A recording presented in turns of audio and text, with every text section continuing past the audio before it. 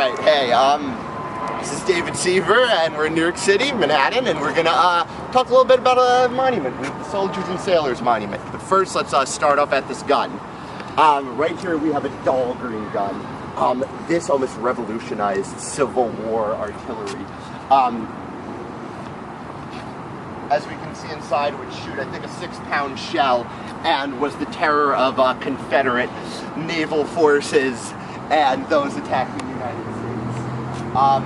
So this monument was built in 1901. I'm pretty sure of that. And here we have a few of the regiments that served for the United States in the Civil War.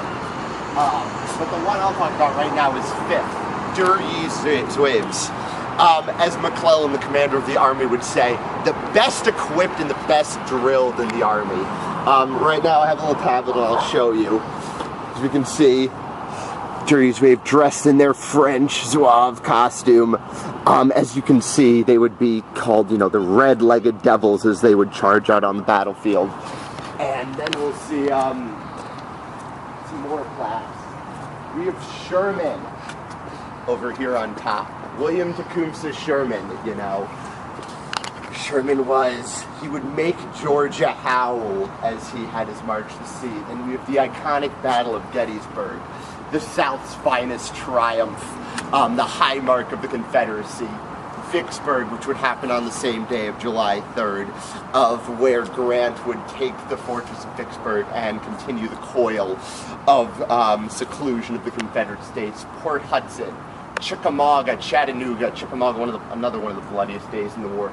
Fort Pillow, which would be the biggest thing till the rape of Belgium in American crises, when Nathan Bedford Forrest would murder black troops after they surrendered at Fort Pillow. Nathan Bedford Forrest would also found the KKK later. The Wilderness. During this battle, a large fire would start engulfing the troops and wounded and living alive. And then Spotsylvania, the Battle of Spotsylvania. There would be this part, the Bloody Angle. At this part, Shelby Foote historian would say, these were the red hours of the conflict.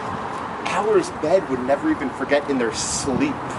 It would just be 12 to 16 hours of just continual hand-to-hand fighting. Then we have Cold Harbor. At one point after Cold Harbor, another unsuccessful Union charge, they would find a Union soldier with a note on his back. I am killed. Pearl, Cold Harbor, June 3rd. Kennesaw Mountain, the battle above the clouds on this high hilltop. The Battle of Atlanta, the Siege of Atlanta, Hood's sorties, and then we have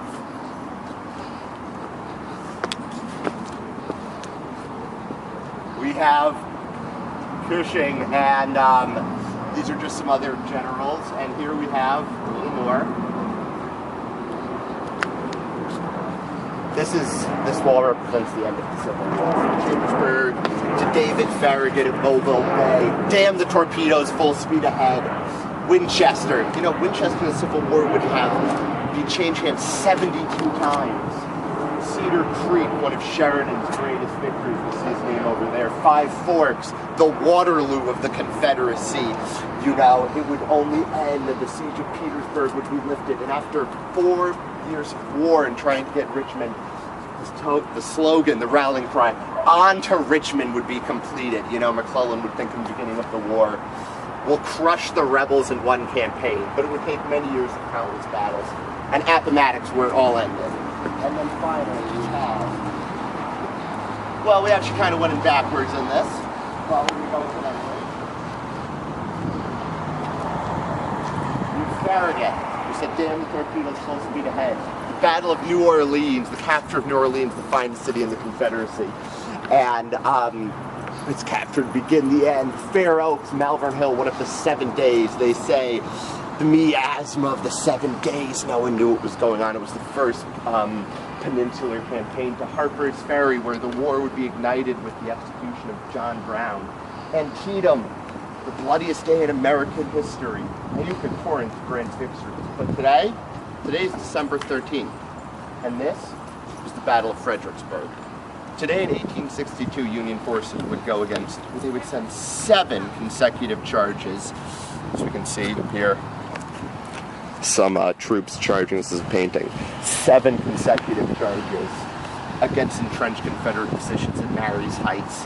They would be massacred. Shelby Foote would again go on to say, never in the war had men shown more bravery than that. Just going into musketry fire 4 abreast and massacred. You know, after the 8th, the next day, the commander, General Burnside, offers to lead a suicidal last charge, crying, though he was dissuaded out of it. Murfreesboro, another battle in the Western Theater. Charleston, the siege of Charleston.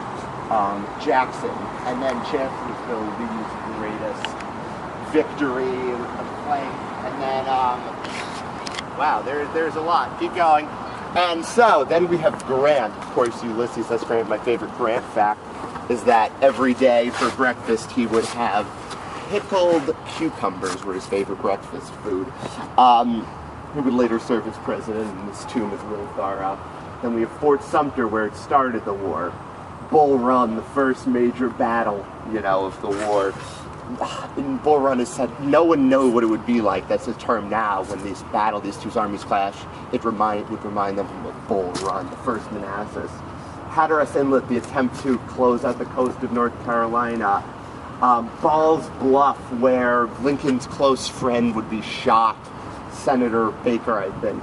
Then Port Royal and Fort Henry, another victories on the coast in the Mississippi, same for Roanoke Island. Hampton Roads, where the first battle of ironclads would happen, changing history forever. Every warship that came before that was now obsolete. The age of wood and sail was over. The Monitor versus the Merrimac is probably on it. Shiloh, one of the first major battles in the West, would lead to the death of Confederate commander Albert Sidney Johnson, and then Jefferson, the Confederate president, would say, this is the beginning of the demise of our fortune, which was, we can see, lead down there for the final defeated Appomattox for the Confederacy. And then Island Number 10, Small, another battle trying to bottle up the Confederacy. And I think that's going to be it for right now for a little impromptu Soldiers and Sailors Monument.